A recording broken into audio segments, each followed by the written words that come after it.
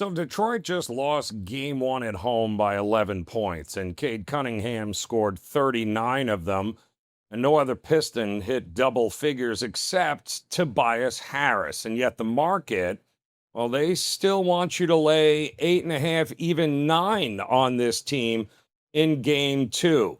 Let's talk about it because, hey, it's Joe Raineri with WagerTalk.com. We've got two playoff games tonight. Orlando and Detroit, game one. Well, that's the first game up. It's game two of the series. But we've got Phoenix and Oklahoma City taking on also game two of their series. That's going to be the late game. And, well, of course, that's going to be one of the bigger spreads that you'll see in a playoff game. And I'll tell you exactly how we're thinking about looking at both. And we're going to start here in Detroit because Pistons minus 8.5, total sitting around 218.5. Some nines are still out there for Detroit. And look, this number opened at 9.5, and the market has already taken a half to a full point off of Detroit's price before this game even tips off here tonight. And what that's telling you is that while you're asking Detroit to win by 10 or more right now, might be a little too much to ask for what this offense actually showed us in game one. And I tend to agree because here's the problem with laying Detroit. Cade had 39 points in that game one, 39, and Detroit still lost by 11. That means everything that wasn't Cade was an absolute mess. Duran took, 4 shots? The rest of the offense never found a rhythm. And Orlando didn't care. But also Orlando had a lot to do with why that offense struggled the entire game. The Magic won the paint 54-34. All 5 starters scored at least 16. They never trailed in the game. So the question you have to answer before you run to the window or lay a number like this is Detroit's non-Cade problem getting fixed tonight? Because that is literally what the minus 8.5 to minus 9 is asking you to believe. Now, I hear you. If you're on Detroit, I get it. Bounce back argument is real. Zigzag is real so far. They're the 1 seed. They're at home. Duran going to get more involved. The supporting cast is going to play better. Cade doesn't have to carry the whole thing by himself. I get it. And if that version of Detroit shows up, if they claim the paint and get the half-court offense going, then by all means are we going to be able to see a Detroit win and likely win by margin. I'm not pretending that that is impossible. But here's what I keep coming back to. Orlando doesn't need to win this game for this bet to be the right side. They just need to do what they've already shown that they can do now in back-to-back games.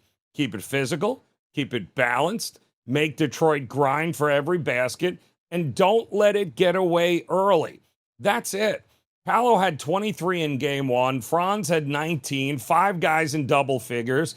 The offense doesn't fall apart the moment one guy has had a bad night.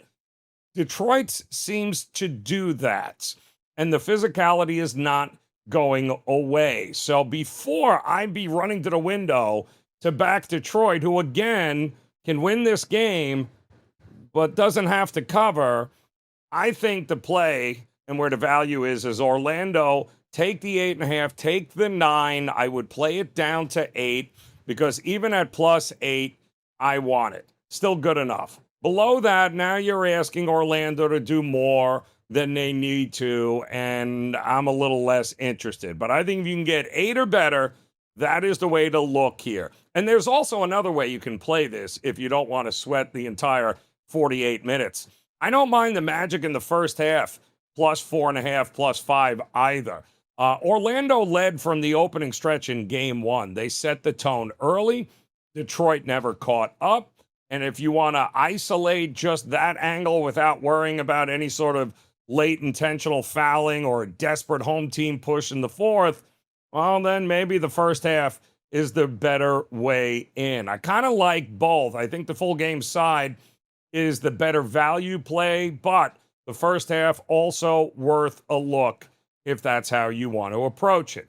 By the way, Jonathan Isaac has been ruled out here for the Orlando Magic, but other than that, for the most part, both these teams are ready to go.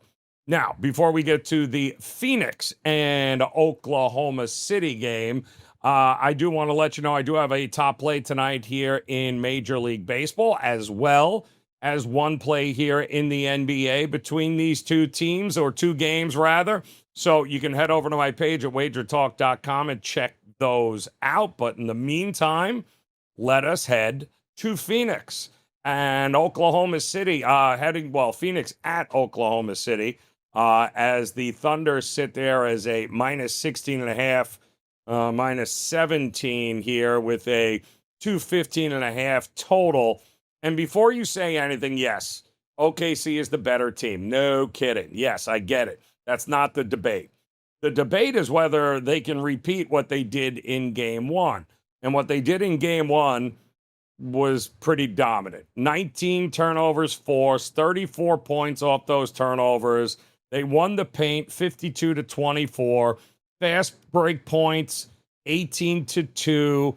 That is not a normal game script, though. That is a team getting completely taken apart in every phase of the game at the same time, and ultimately throwing the towel in the second half. And the market already knows it, because this number opened up at minus 19.5. And right now, that has been bet all the way down to 16.5. I mean, we're talking 3 full points.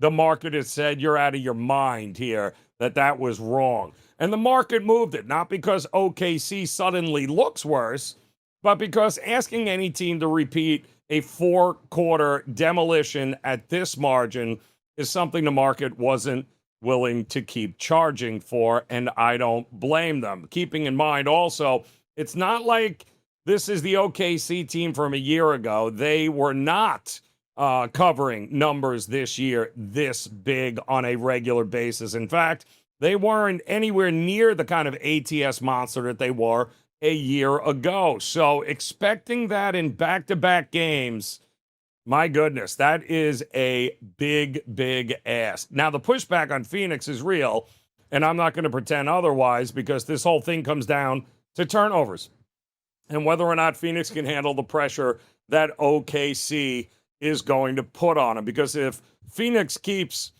giving OKC live ball mistakes here, 19 of them in game one, then OKC doesn't need to do anything different. They just run, they score, they get there before Phoenix gets sets, and this thing gets out of hand again before halftime. That's the risk in this play here. But Jordan Goodwin already dealing with a calf issue. Phoenix doesn't have a lot of guard depth to absorb more disruption here in the backcourt. And if the turnover problem doesn't get fixed, then no spread in the mid-teens is going to be safe enough. But here's what I trust more than a second blowout. Phoenix doesn't need to be good. They just need to be less of a disaster in this game. Cut down on the live turnovers.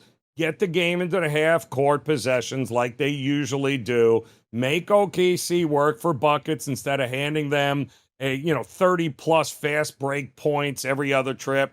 And that's it. We're not really asking them to do anything more than be somewhat more competent than what they were in game one. At 16.5, 17 points is a lot to ask for it to happen twice in a row, when the first time required everything to go wrong for Phoenix, and all of it at once. So to me, the value, Suns 16.5, 17. I'd play it down to 16. At 16, it's in range. Below that value, well, then it gets a little thinner, and I'd rather watch the first few minutes live before getting involved and find a spot that we can jump in there. Don't have a strong opinion here on the total. I lean to the under, but the move from the open of 212.5 to 215.5 now pretty much already took, obviously, the best value of the number off the board. And I don't trust Phoenix enough offensively to bet into a total that depends on them playing like a normal playoff offense. So I'll pass on the total, but I'll look to take the 16.5 and 17 points here in this one. All right, here's where we land. Magic plus the 8.5, 9, playable to 8. If you want to look at an alternate, maybe the Magic first half plus the 4.5 or 5. And in the nightcap, I do like the Suns getting the 16.5 or 17. Anything lower than that, look to find a spot in game to jump in there tonight. I do like the Orlando play the most here. And again, the argument is pretty more straightforward that you are asking Detroit to have to come up and figure out a way to deal with the physicality. And quite honestly, an Orlando team that has now kicked it up a notch. This is what Orlando has always been capable of. They just weren't together here, but we've seen this before in the postseason where teams get hot and play together finally in the postseason. So there you have it. And by the way, if you like this kind of breakdown where we're not just looking at winners or losers or sides and totals, that we're actually talking about the markets and the price adjustments and what we can learn from it, then hit that like button, hit the subscribe button. We'd certainly appreciate you guys supporting us here at WagerTalk TV. Knowledge is power, and we do our best each and every day to provide as much of it as possible. And oh, by the way, again, head over to my page at WagerTalk.com. Take advantage of some of the great specials that we have going on right now. We've got a bunch of them happening, and there's no reason not to take advantage of them. It's pretty simple. Just go to wt.buzz/JR.